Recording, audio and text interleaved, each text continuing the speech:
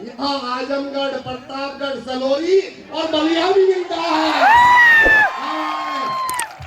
ऐसे सामाजिक रूप में कुछ लगा सके, उस पैसे को हम इनकी सैलरी दे सके, इनका भी परिवार चल सके और आपके छोटे भाई बहन फ्री ऑफ कॉस्ट पढ़ सके। ठीक है, ये वो भी मजबूरी की जंजीरें थी, वो भी तोड़ दी। और जब नौकरी आपके और इनके बीच में बाधा बनने लगी तो नौकरी भी तुम्हारे ये छोड़िए। ऐसी शख्सियत को मैं सैल्यूट करता हूँ, सलाम। बहुत लोगों को 800 रुपए में आरो इतनी बड़ी लगते ही 80,000 रुपए तनख्वाह मिलेगी उनको, आप उसको 800। तो मैंने उनसे एक जवाब दिया, सर ये नौकरी रख लीजिए, मैं बच्चों के साथ ही रहूंगा। तो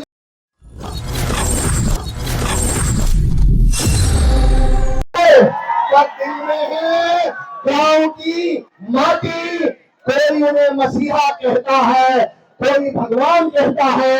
मंच पर आ रहे हैं आप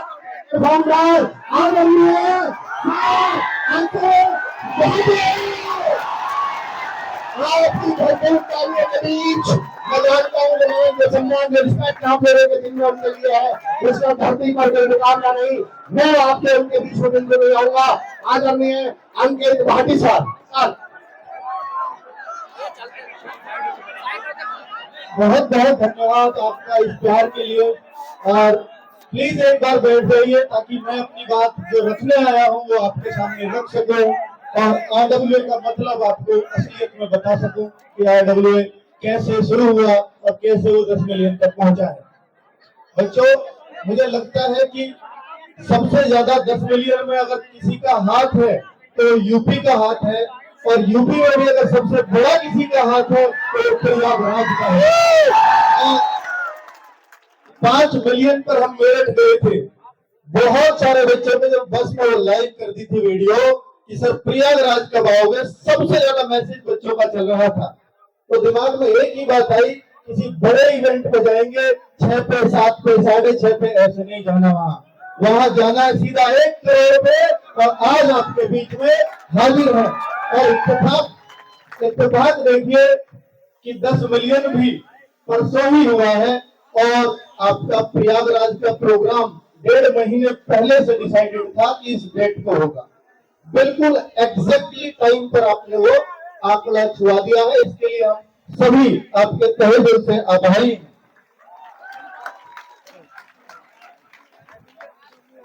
कुछ बच्चों को मैं पहले जानना चाहिए, प्रयागराज वाले नीचे रखे अपना हाथ, बाकी डिस्ट्रिक्ट वाले करें। इसका मतलब यहाँ अधिकतर बच्चा बाहर का ही है। क्या बात है। तो इसका मतलब ये शहर और भी स्पेशल हो जाता है क्योंकि यहाँ पर बच्चा पढ़ने आता है और वास्तव में इस भूमि में कुछ ना कुछ जरूर है कि यहाँ से बच्चा सफलता लेकर भी जाता है और आप भी एक दिन ये सफलता लेकर के जाओगे। और हम लोगों का हौसला अफजाई करने के लिए, क्योंकि हम लोग भी सिर्फ एक बंद कमरे में छोटे से 10 बाई 10 के स्टूडियो में बस पढ़ाते रहते हैं कैमरे को, लेकिन जब आपके सामने आते हैं तो पता लगता है हम केवल कैमरे को नहीं पढ़ा रहे, बहुत सारे बच्चों को पढ़ा रहे हैं। उससे हमें लगता है कि कुछ तो हम जरूर कर रहे हैं, कुछ अच्छा जरूर बच्चों तक पहुंच रहा है। यही बस आरडब्ल्यूए को थोड़ा सा अलग बनाता है। देखिए, आरडब्ल्यूए वही सब काम कर रहा है जो सब कर रहे हैं, बस आरडब्ल्यूए अपने काम को पूरी ईमानदारी से और बच्चों के प्रति निष्ठा रख के कर रहा है। बस इससे अलग कुछ और नहीं कर रहा है आरडब्ल्यूए। पूरी ईमानदारी और निष्ठा आपके प्रति आपको आरडब्ल्यूए में पहले भी मिली थी और आज भी और भविष्य में भी ऐसी ही निष्ठा हर एक टीचर में देखोगे जो भी मंच पर बैठा है। कुछ 1-2 टीचर जैसे दीपक भाटी सर बहुत बड़ी मजबूरी में नहीं आ पाए, तो आप जरूर उनको मिस कर रहे होंगे। आपके बहुत सारे क्वेश्चंस होंगे उनके लिए, तो प्लीज वो, क्योंकि आपको पता है एसएससी सीजीएल के थ्रू सिलेक्टेड है, नासिक में पोस्टेड है, उनकी छुट्टी नहीं हो पाई कोशिश करने के बावजूद भी, इस वजह से वो नहीं आ पाए। हाँ, भावना मैम का छोटा सा बच्चा है जिनको वही देखती है, उनके पति हैं हाँ मैनेजर साहब। अब दोनों लोग आ जाएंगे तो बच्चे के पास कौन रुकेगा, ये मजबूरी थी। अच्छा हाँ, अब आप सबका ही पूछोगे भाई ये आरडब्ल्यू के टीचर से इनसे पेट भर लो, आज इतने ही लाए हैं फिर कभी खाएंगे। चलो बहुत बढ़िया, बहुत अच्छा आपका प्रोग्राम चल रहा है बच्चों। अब मैं थोड़ा सा आपके सामने देखिए, हमने एक छोटी सी शुरुआत की थी पिछले साल 12th 10th जो भी आपके छोटे भाई बहन हैं तो आप वहां से उनको ट्यूशन दिला करके देखिए, आपको ऐसे लगेगा जैसे आपको आपके घर में कोई बड़ा भाई पढ़ा रहा है और बिल्कुल निशुल्क रूप से, कोई उसमें चार्ज नहीं है, पूरा फ्री ऑफ कॉस्ट ट्यूशन है। मैं अपने ट्यूशन टीम को बुलाना चाहूंगा, प्लीज एक बार आए। तो क्या ऐसे कुछ बच्चे हैं जो ट्यूशन वाले भी आए हों? ट्यूशन वाले जो पढ़ते हैं, वाह बहुत बढ़िया, बहुत अच्छा लगता है, इस टीम को बहुत अच्छा लगा होगा। अभी अविनाश सर यहाँ नहीं है, शायद पहुंचे होंगे थोड़ी बहुत देर में। वो इस टीम में शाहरुख सर इंग्लिश 11th और 12th की, और स्वाति मैम बायोलॉजी पढ़ा रही है 11th 12th की, वर्षा मैम हिंदी पढ़ा रही हैं, और अमित सर मैथ्स पढ़ा रहे हैं 11th और 12th का।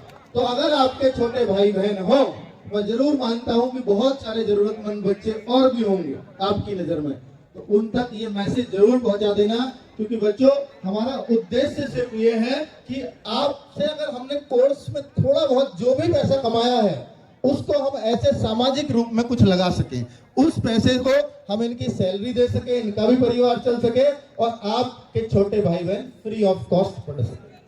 ठीक है, ये एक उद्देश्य आपसे, अगर ये आप आज आप लोगों के बीच में आरडब्ल्यूए की तरफ से मैं वादा करके जा रहा हूं कि अगर हम आपसे जो भी पैसा कमाएंगे तो ध्यान रखना, खा सकूं वो मैं तब भी खा लूंगा क्योंकि मेरी घरवाली की नौकरी है, ठीक है, तो यहां से वो भी नहीं चाहिए। तो भाई अभी आपके सामने एक अनाउंसमेंट मैं करने वाला हूं, शायद अब से पहले नहीं किया, तो अनाउंसमेंट आप शायद बहुत सारे लोग जानते होंगे कि मेरी भी गवर्नमेंट जॉब है, नहीं जानते?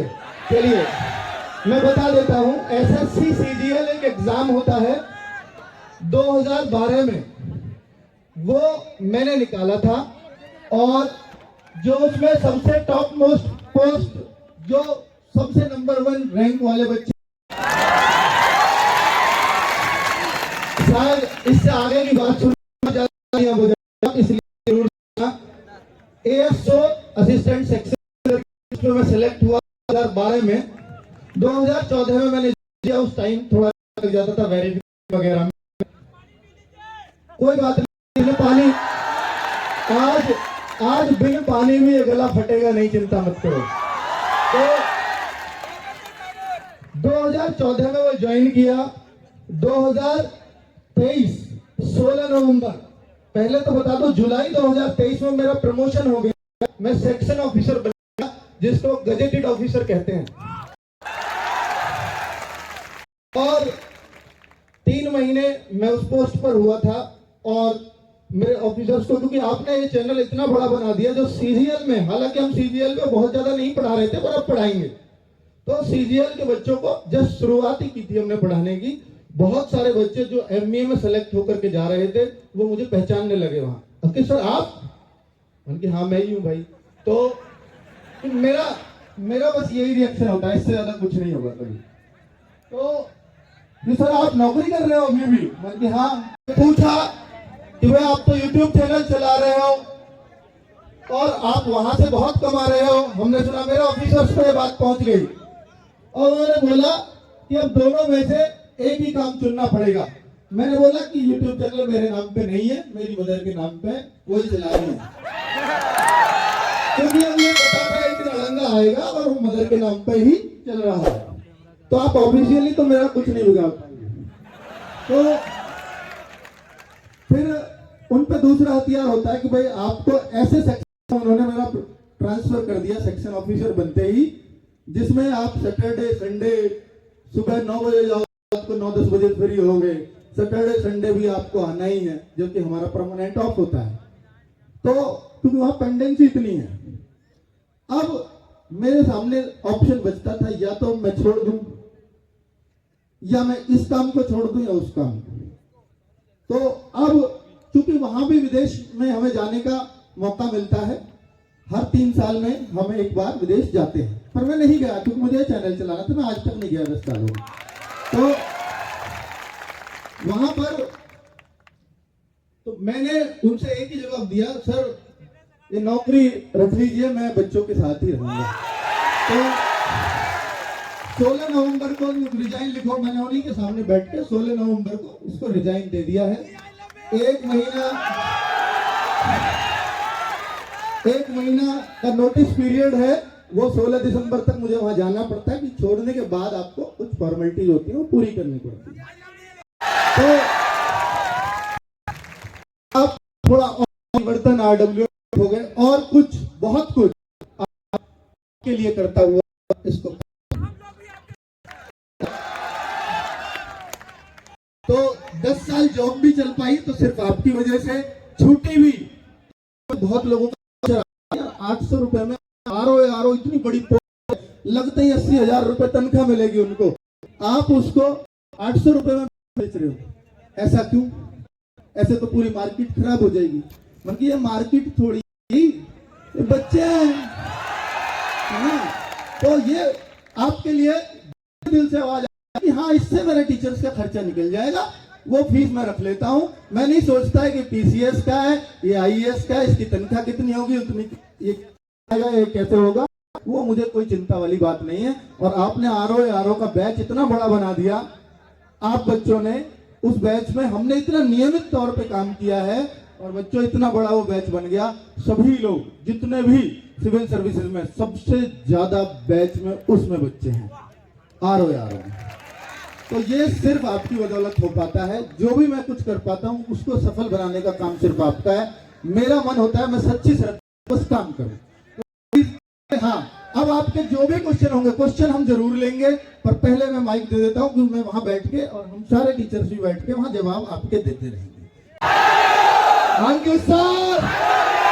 और क्यों बोल रहे हैं भाई हम आई लव यू?